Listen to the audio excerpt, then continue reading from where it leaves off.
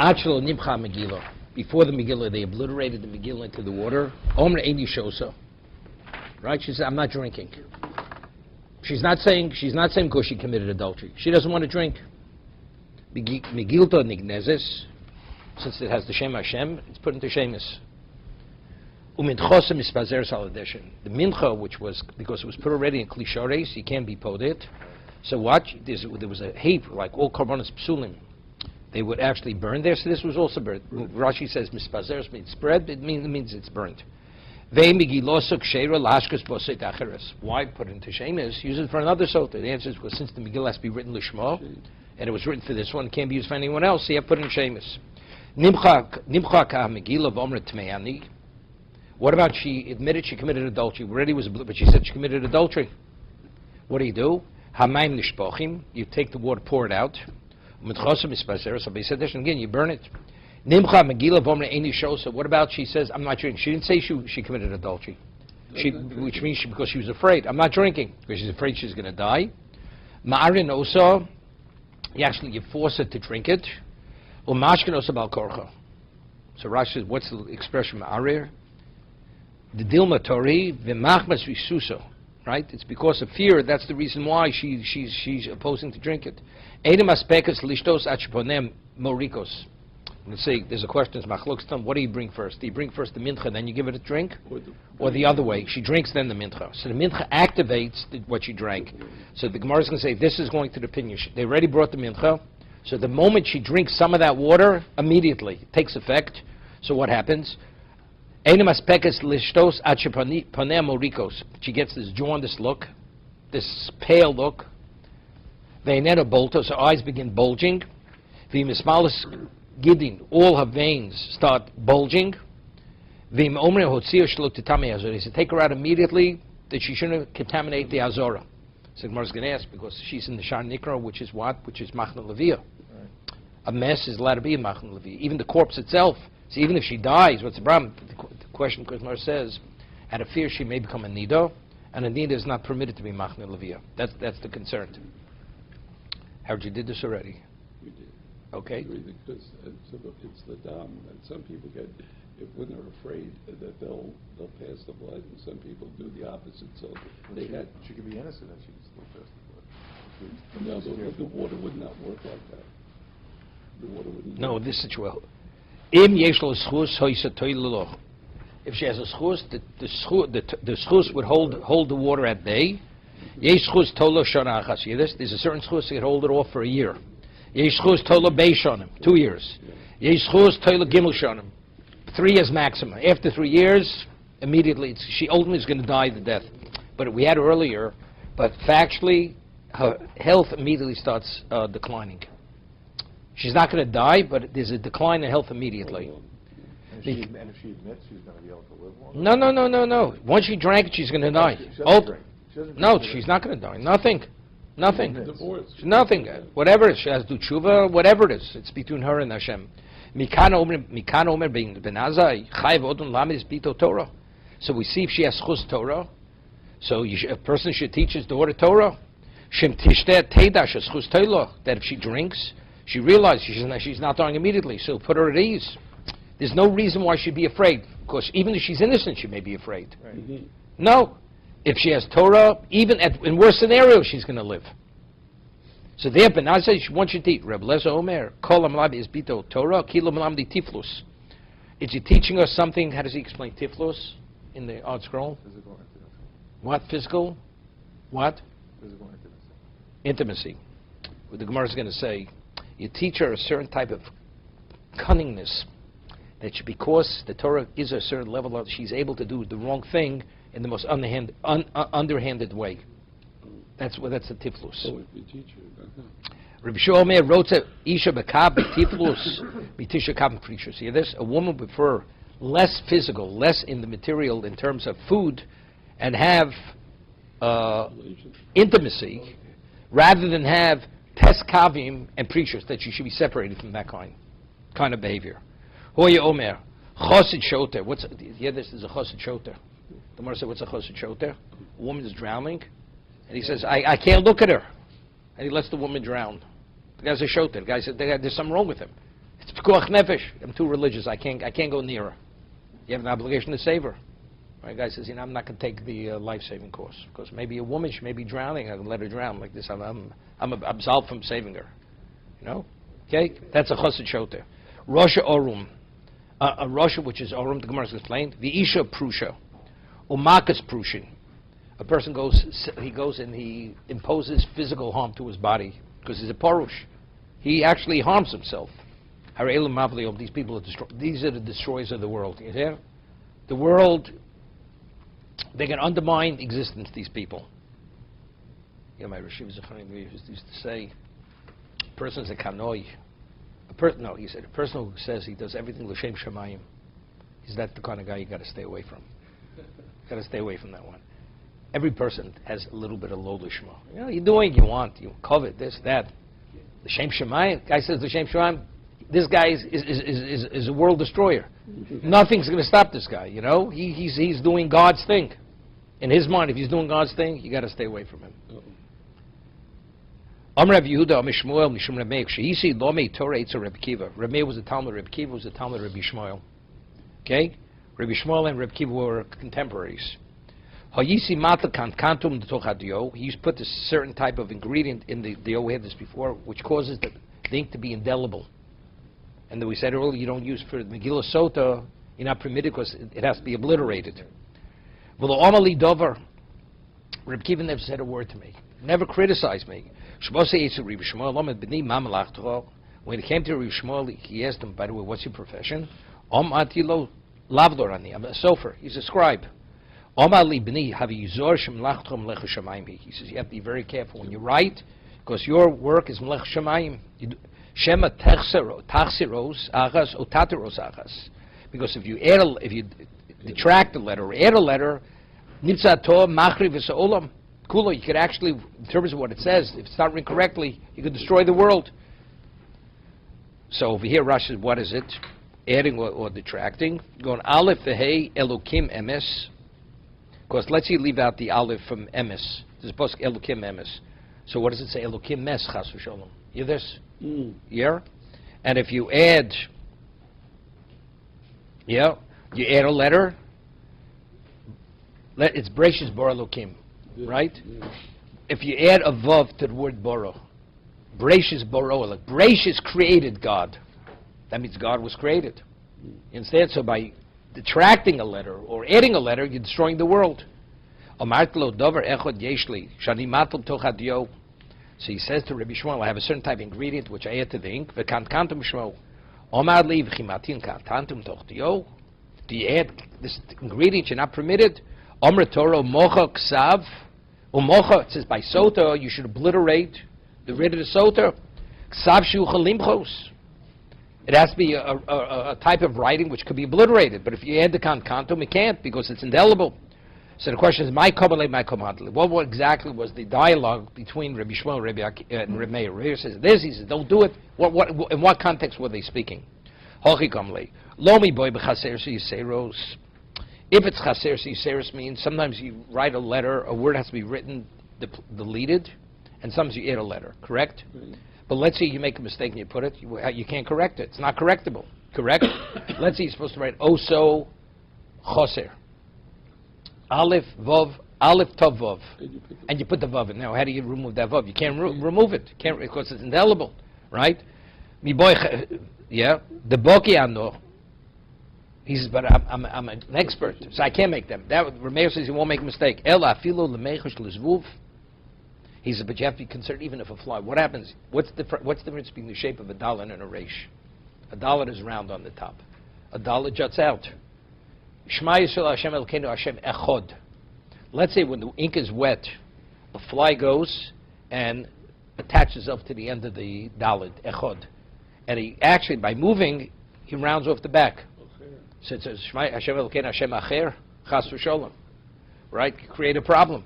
But if you use the kantum, you understand? He says, so Ela Afil Lemechush Lezvuv, to be concerned for a fly.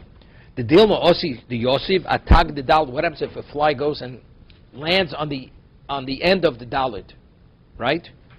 Umochikle, and obliterates it.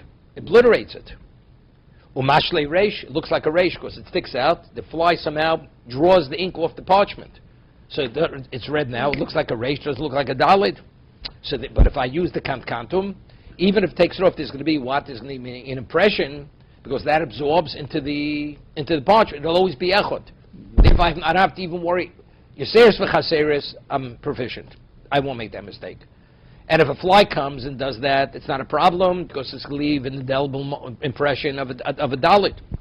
Davar acher, another. Yeshli, davar acher yeshli, shani matil tochadio v'kantantum shmo smozini v'tanya remeya mishiyisi lomedi. It says he was a Talmud of who? Of Rabbi Shmuel. So he says we learned. Remeya says kishisi lomi toreitz Rabbi Shmuel yisi mat kantantum tochadio v'lomedi v'lo davar. Here he says never said a word. Shabositz Rabbi Kiva Amali Osar Alai.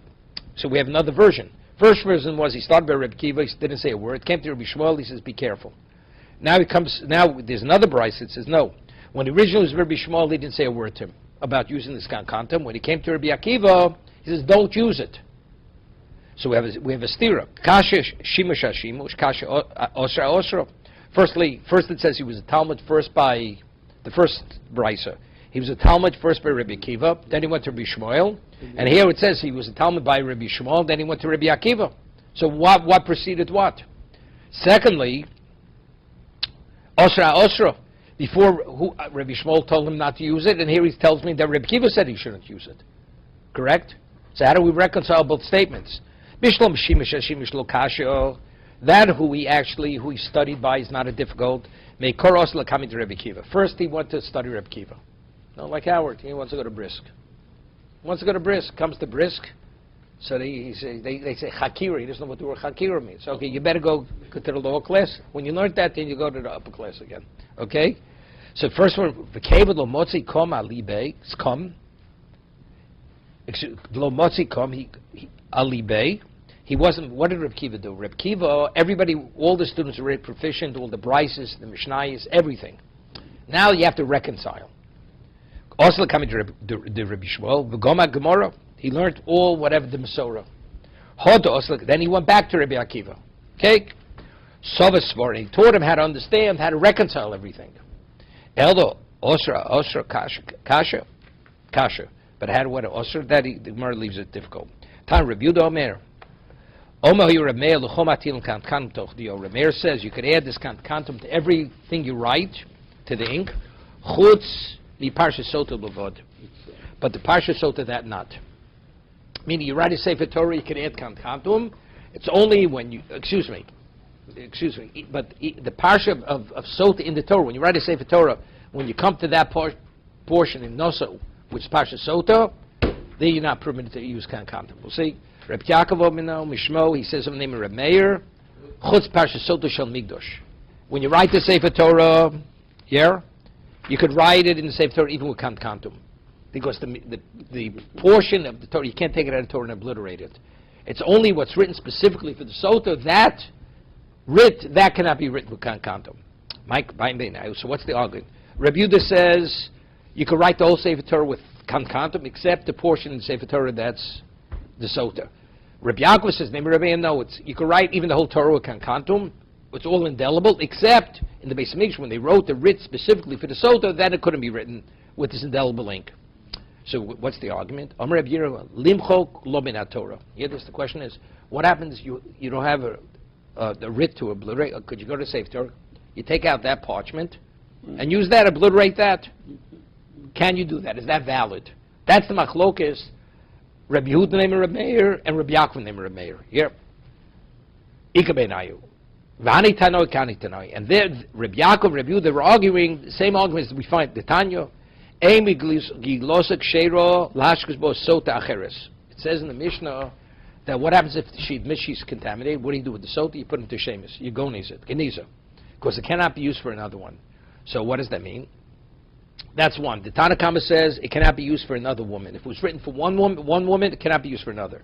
Ravachi bar Yoshio Omer Megilosek Sheira Lashkes Basot Acheres can be used. So seemingly, what's the machlokes? If you say you could use the parchment from the Sefer Torah, It wasn't written for her, and we said he could be used. So evidently he's going like what? Rabbi Yehuda is going like Ravachi bar Yoshia. And according to Rabbi Yaakov says that cannot be used because it has to be specific. That means he's going like what? Like Rabbi Achmed Yeshua, like the Tana Kamo, that if it's written for one sota, it cannot be used for another sota. Versus Omer Apapa, no proof. No proof that it's the same argument. In our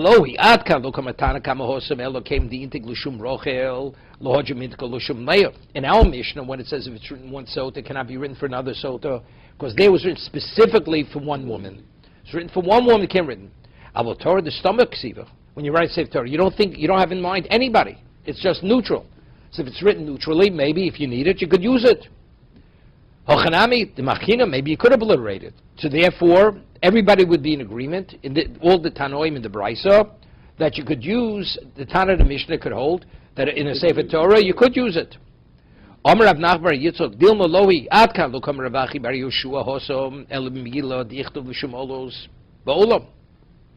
I'll tell you, the one who says that it can be used for one, can be used for the other, maybe a Sefer Torah is not valid. Why? Because when it was written specifically that if you committed adultery, all the curses should come upon you. When the Sofer writes a Sefer Torah, he has in mind the curses should come upon anybody. He's just writing the text. Avol Torah del Islamic Ksiva, he just wrote it as if one is practicing, but he doesn't have intent that anybody should die as a result of this. Hochanami lo machkinon. Everybody agree it's not valid. Rav Achav Yeshua less the more asks a question. How could Rav Yeshua say that if it's written for one sota, it could be written for another sota? You mean to say, Leslie, Kosla Garshis Ishtov, Nimlach Motzabah Nero, it says if a person writes a get, Mishnah Gittin, person writes a get for one woman, and somebody else then changes his mind, somebody else has the same wife, same name, or identical, it cannot be used for it.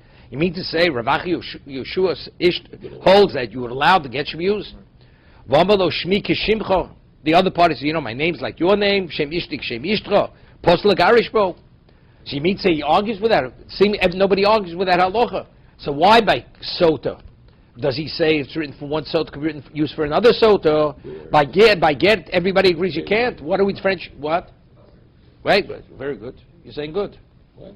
Yeah, he had an extra hour sleep last night. He's saying good. Okay, wait. So the Gemara says, so Amri, Hosam, Kosev Lo Merachmon. It's a posuk. It says it has to be written specifically for her. That's the reason it's written for one woman. The get can be given. So Gemara says, right? Being a ksiva l'shmo, so says, and by sota it says v'oselo. It should be made for her. So it's also or mayasio mechiko. When is this kosav? That's why it's written for Leah, or can be used for Leah B, because it was written for Leah A. But here it says v'oso. What does also? Does it mean the writing or does it mean the obliteration? Rav Achi by Yoshia holds that's going on the obliteration. So it's not speaking about who you wrote. Who you wrote it for is irrelevant. As long as it's obliterated for the particular woman, it's okay. It's enough. It says before she's still drinking. Before she drinks the full cup, she admittedly begins bloating, and she dies from it. Money, Reb Shimonit. Who's the Mishnah going like? Like the Omar Makriv is minchoso, vakach mashke. First he sacrifices a mincha, so therefore what? Everything's ready to go. Right? Everything is ready to go. The moment she drinks, everything's activated. The drinking is the activator. The chamad lo korvim, one sec, vakar mashke. The kamad lo makrav minchoso lo batke lo mayo. Because if the mincha wasn't brought yet, the water is not going to be effective. The trigger is what? The mincha triggers it. So if you already brought the mincha, now the moment you drink, this is ready, now it works immediately. The chsiv mincha zikoron maskeres ovon. Yeah? The meal offering is to remember the sin. So they're ready, Hashem remembers the sin. Now what do you just have to do? Now you just have to drink the water. The water, that's the death potion. Dies immediately. Sefer, the Sefer continues. Yesh lo schus hoiso tolu. Oslo Rabbanon. So we have a problem. We're saying the Mishnah is going like Reb Shimon. What does Reb Shimon hold? That first you bring the mincha, then you drink the water. Correct? Wait, but it says if she has a schus, the schus holds the death at abeyance, holds it off. But Reb Shimon holds there's no such thing. Even with a schus, a woman dies immediately. So, Manavshach, how could you say the Mishnah is one like Reb Shimon? What we see here, Reb Shimon doesn't rejects the concept of the schus, right? Also, the Rabbanon, the Reb Shimon ain't schus tola. B'mayim amorim, he says schus doesn't help. Rav Chisda Hamoni Rav Kiva. Our mission is going to Rabbi Kiva. What does Rabbi Kiva hold? In regard to the order, Reb Shimon and Reb Kiva are in agreement. However, ubeschus of l'karabon, Reb Kiva regarding schus holds like the Chachomim, that the schus is tolet, that the schus holds the punishment in abeyance, holds it off. They say immediately take her out. It's my time. Said why? Because we're concerned she may die, and the corpse cannot be in that location. They would never consecrate it to have kedusha zazora. Person who's contaminated with the dead is permitted to go into Machna Leviyah. In the camp of Levium, you can even take the corpse there.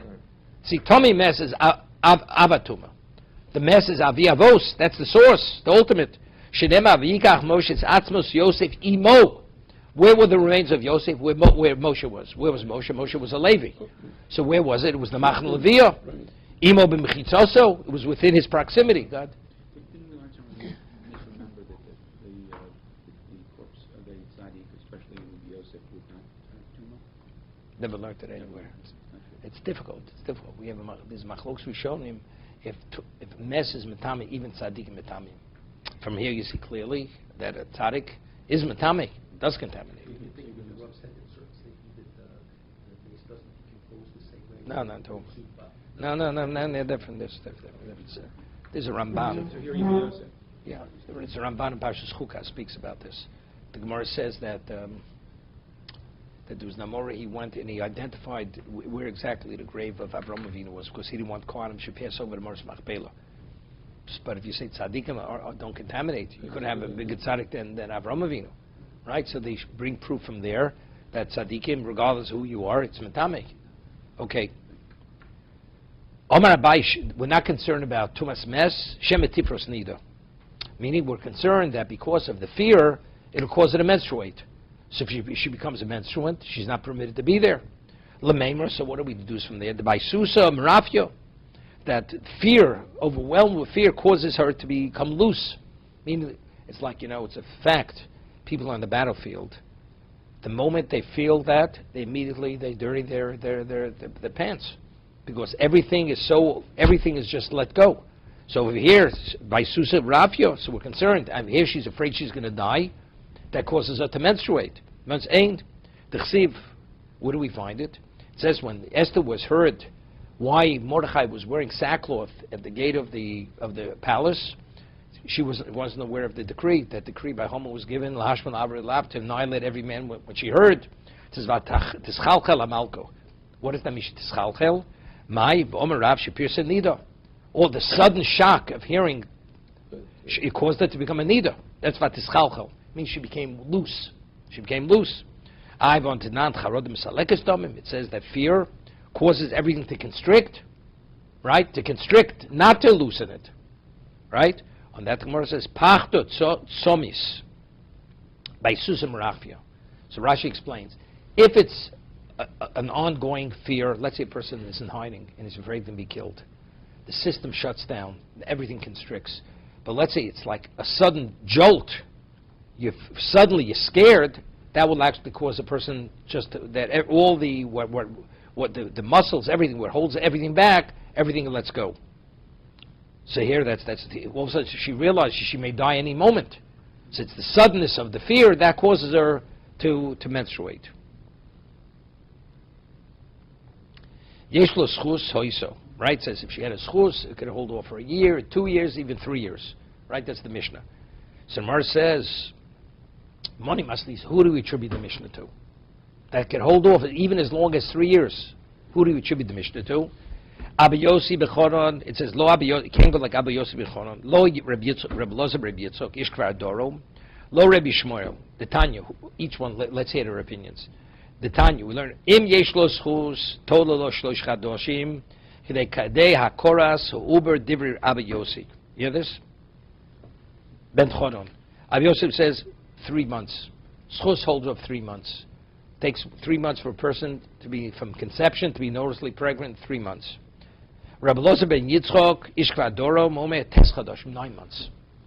It's all based on Pesuk, better explained. Shenemar, it says, if she's not, She's not guilty. It says v'nizra. She's vindicated. She conceives zera. So what does that mean? So that's their argument. Is zera means she'll give birth to a child, so that's 9 months, or does it mean when it's noticeably that she conceived? So what does that take? It takes 3 months. That's the argument. When it says v'nizra zera, does that mean the pregnancy noticed, or does it mean giving birth? Lanu omer zera yavdenu yusupa zera. Yusuper. Zera haroi lesabe. It's zera, you could talk about having a child. Child's born, everybody talks about it. Woman's pregnant, you don't talk about it yet. Why? Where does he come up with 12 months? Although it's not a conclusive proof, but it alludes to what he's saying. It says, now, Nebuchadnezzar had a dream. That ultimately he's going to be sent among the animals, and he'll become like an animal. He was terrified. So Daniel told him there's a way to stay the execution. That if he goes and he feeds the poor Jews, that'll stay the execution. How long did it stay the execution? 12 months. After 12 months, he became a chaya. He lived like an animal. Nebuchadnezzar. Okay? So you see that maximum, how long could you hold off a decree of tragedy? 12 months, as it says. T'chsiv, lehed malko malchi yishbar aloch. He says, yishbar lech v'chetech b'tztoka prok. You'll be able to redeem yourself by doing tztoka. So Rashi explained, Daniel saw the Jews were so impoverished on Nebuchadnezzar, you could imagine the way they were suffering. So he said this was a way for him to help the Jews by giving him this solution. And he went and he fed the Jews, that he provided all their food. V'afisach v'mechan inyan hein tevi iko arko l'shalvusach. This will extend the length of your tranquility. Your life will not be disrupted. Uchsiv b'lomoto al Nebuchad Malko. It says the tragedy did not come upon Nebuchadnezzar the Melech. Uchsiv l'ktsas yarchen treoso. But after, for how long didn't it come upon him? L'ktsas yarchen treoso, for 12 months. After 12 months, it hit him. So you see, maximum when it's destined to be tragedy, to what degree could it be held off 12 months, not more? So he says it's not a conclusive proof, because that happened by Nebuchadnezzar. Maybe here it's a whole different story. From here he says, you see, it makes sense, it's 12 months. And that says, Rabbi Shmuel. It's going like Rabbi Shmuel. V'ashkach kro di Omar v'toni d'chsiv bo Omar Hashem al shloshe pishe Edom. It says, the 3 sins of Edom. Hello, 3 sins. Umayat pishe in raya l'dover, zech l'dover. What does it mean? Although it's not, dilma shiny of t'kochovim, do mafkedin alayu. There's no proof. Yeah? By Goyim, lo mafkedin alayu. Hashem is more demanding exactly with Jews than the Goyim. The Goyim, he lets them go.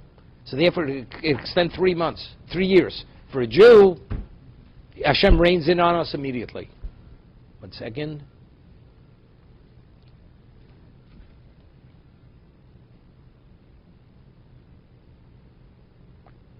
It says, Shona ba'arochas zman kloim mikro ksiv sha'akodesh ba'arochas zman ad gimel pomim dan of gimel sham.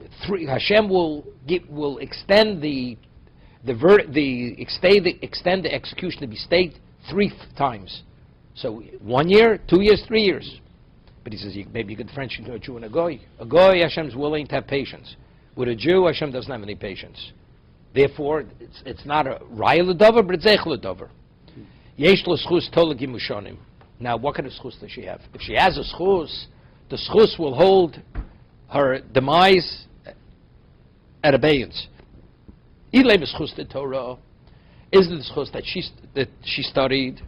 We'll see. She's not obligated to study Torah. Right? A woman has no obligation. So therefore, you need an intense schus. Even though she gets credit. Right? Even the woman is not obligated to study, but if she studies, she gets credit. But it's a minimal level of credit. To be able to be protected from this, you need an intense level of credit. So it can't be that, because she's Ein B'Tzavosa. Go ahead.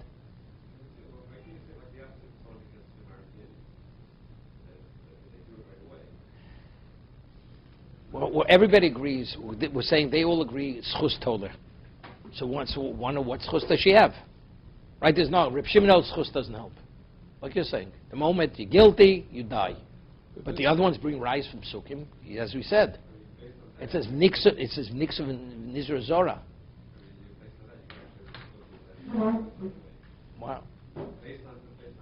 No, it's delayed. It's delayed. Hashem gives you some little more time. Stays the execution, and then ultimately you die. That's a psak.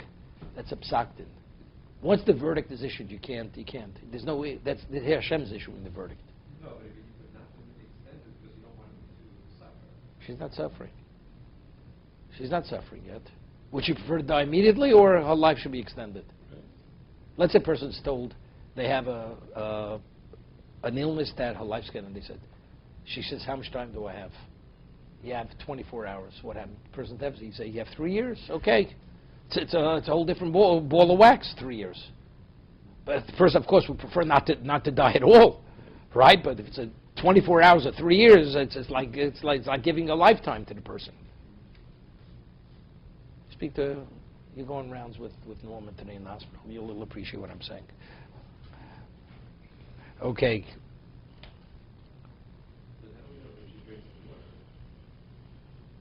So the Gemara says she's affected immediately. Her health declines immediately. Miss Navna, it says. Ultimately, if 3 years come, she's dying that exact death. But you know immediately, because the Rav Shimon says, if you mostly Shem on the Mayim, what are other women going to say? They see, the ones who committed adultery are going to say, even the Torah, they're all adulteresses. No. The adulteresses are they're not affected negatively, they thrive from it. The ones who committed adultery, the ones who drink it, they're going to immediately start deteriorating.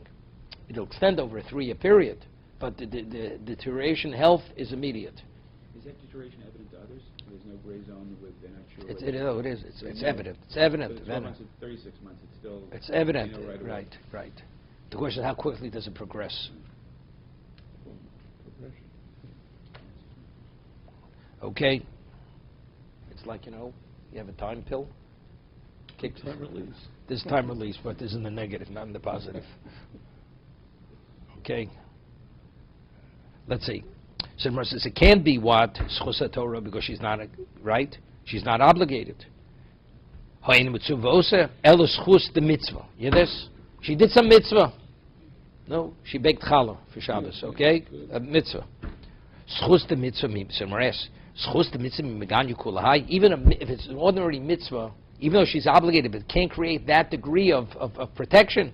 V'otanyo azu dorish of Menachem Reb Yossi says Shlomo says ki ner mitzvah Torah, famous pasuk. Ner mitzvah Torah. Tola kosuv es a mitzvah ner. The mitzvah is like a ner. What happens when the oil is used up? It's gone. Light illuminates. The benefit of light is forever. Let's say you see a diamond. But if the light wasn't there, you wouldn't see the diamond. So why are you able to pick up the diamond? Because you had light. But what's the ner? The ner is mitzvah. The moment the oil is consumed, it's gone. So it's not going to protect you any longer. While you're doing the mitzvah, you have protection. Good. Once the mitzvah is passed, it doesn't protect you. Okay? So tola kosef sener a mitzvah b'ner v'sor Torah b'or. Esa mitzvah b'ner lo malach man ner eino magino el lefisho. When does the candle, the oil, provide light? Only as long as you have oil. Once it's expended, it's gone. When you're doing the mitzvah, it protects you. However, Torah, ba'or, lo malach, ma'or, megin lo'olam, light is always effective forever. The effect of light is forever. After megidil lo'olam, it's interesting, there's a machlokes in brachos, in terms of yotzam oros, there's a question, who says it? So Rabbi Yehuda says, a person was blind all his life, doesn't say Yotzar Moros, because he doesn't know what light is. But a person originally had vision and lost his vision, he could say Yotzar Moros. Right? Because he knows what light is. You understand? So light, its value is forever. Because the moment you know what light is, you have a sense of many things, although the light doesn't shine any longer. You understand? But the oil, once the oil is gone, it's gone. V'omer, listen to Pasuk, we say this when we say a siyum. This pasuk, this pasuk is a pasuk in Mishlei. Bisalecho tantcha oscho. When you're walking, it will lead you. Bisalecho tantcha oscho ze olam hazeh.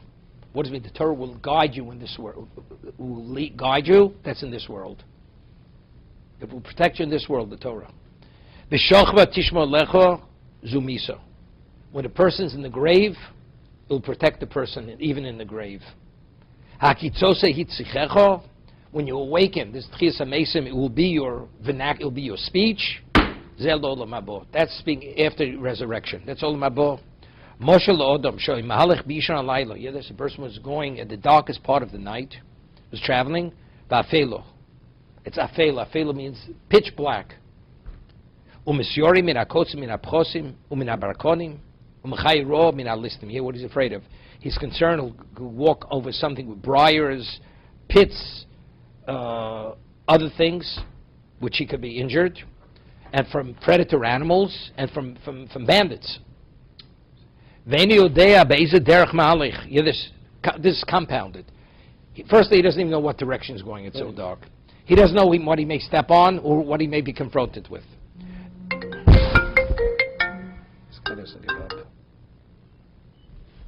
Okay.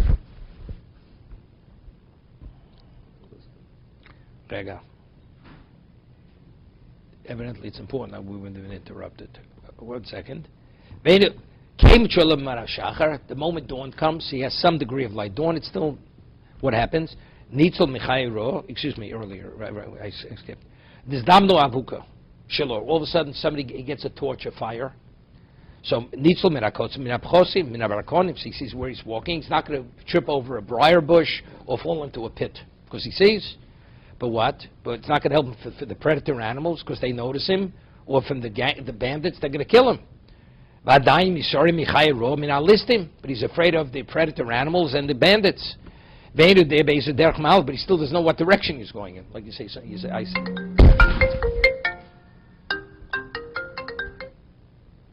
It's very important.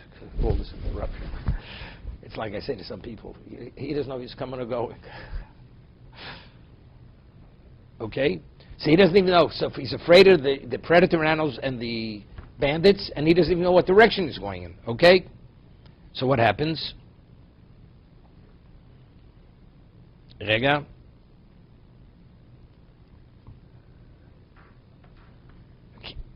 What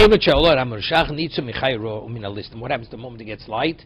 The animals go into their lairs, and the bandits, they also go into hiding. But he still doesn't know where he's going, right? He's walking and walking, he doesn't know. What happens? He gave the parshas derachim. What about he comes to the crossroads? There's a sign. So once he comes to the crossroads, he knows exactly what direction to go. Yeah, nitzu mikulam. Now he's in the safe haven, because once he knows his destination, he doesn't have to worry about pits and everything else because he knows the way already. This. A person has schar for doing a mitzvah. You do an avera, the avera extinguishes the schar of the mitzvah, cancels it out. The schar for Torah is so enormous, you sin, the sin will not extinguish the schar for Torah. Shenemar, mayim rabim lo yuchul lechabos eso avo. The avo which Torah generates to Hashem, no sin could extinguish that avo, because the schar is so great. Omrav Yosef mitzvah beidno do osikbo migno. You hear this? Umatzlo.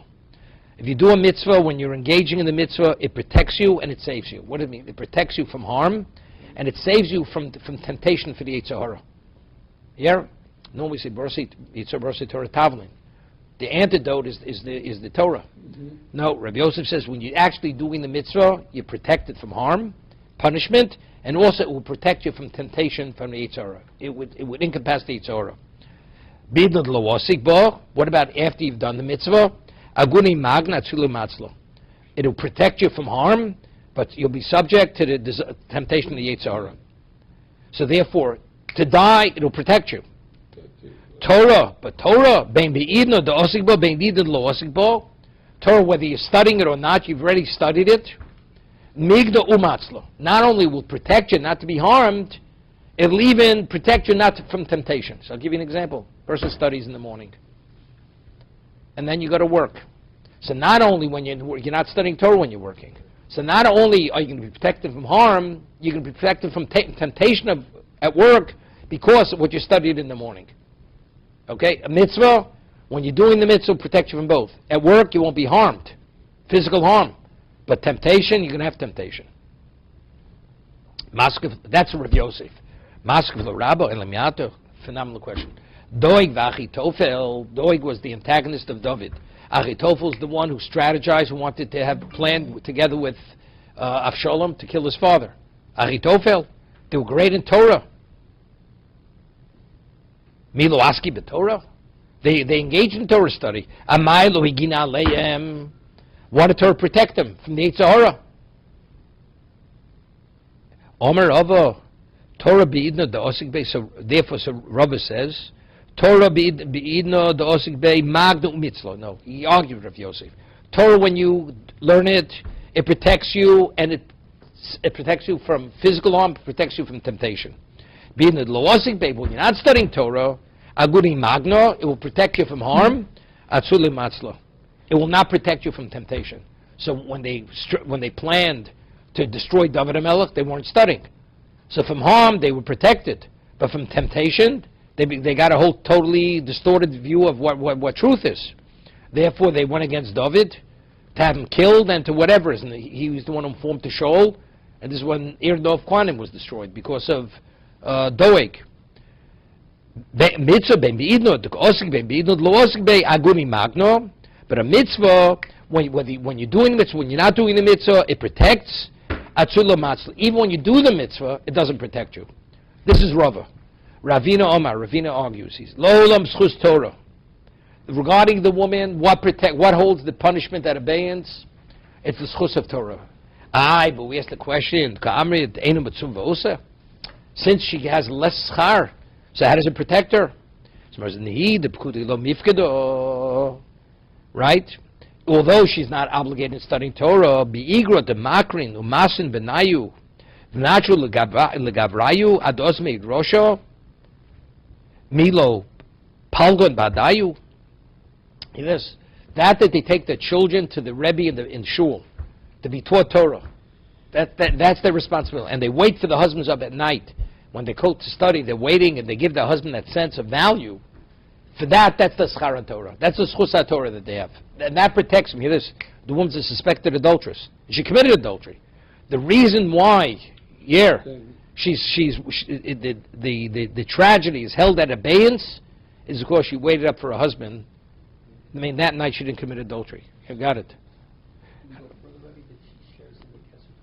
That's first it doesn't Kesed Torah. It's Gemara and Brachos, something else.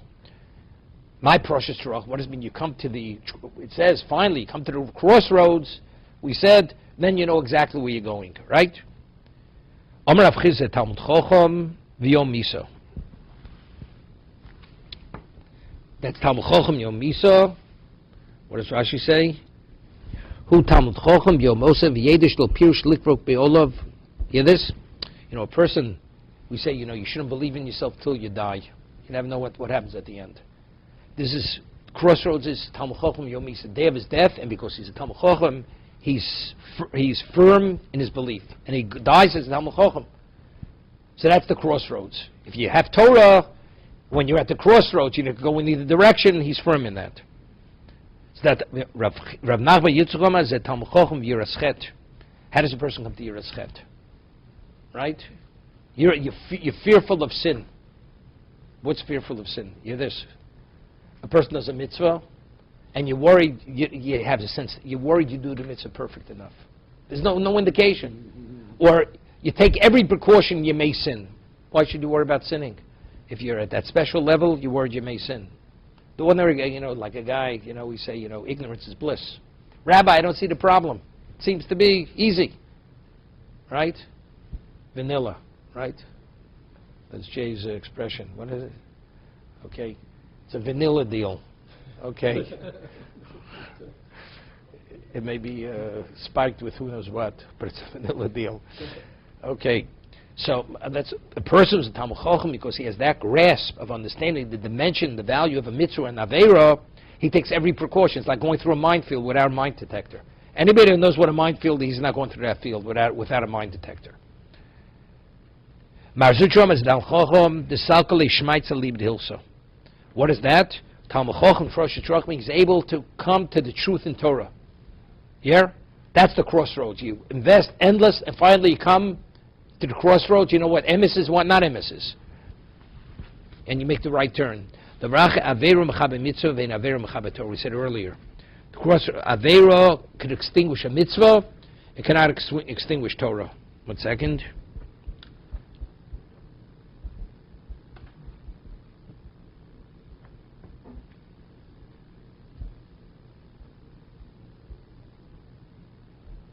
Yeah. Okay. Amar Rav Yosef. Excuse me. Amar Rav Yosef. Dasher Rav Nachum Rav Yossi Laikro. Ki Sinai. You hear this? He was able to interpret his pasuk like it was given at Sinai, with that level of clarity. Ki Sinai. Amar Rav Yosef. Dasher Rav Nachum Rav Yossi Laikro Ki Sinai. It's interesting. Just thought of it. The Gemara says in 2 locations that Rav Yosef was called Sinai, and Rabbah was a contemporary of his, is compared to Okeh Horim. Why was he called Sinai?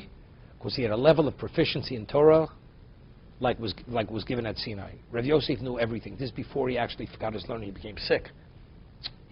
He forgot. But initially, Rav Yosef, even afterwards, he still referred to as Sinai. So he says, so who has an appreciation of what Sinai is? Rav Yosef. Rav Yosef Sinai. So Rav Yosef says, Dorshe Rav Nachum Rav Yosef Laikro, as if it was given at Sinai. V'molei Dorshua Doig V'achitofel Hochi Lo Rotvu Basa David. Hear this? If they would have interpreted this pasuk correctly, and they understood what they're giving up because of their evil intent, they wouldn't have pursued David to try to have him destroyed.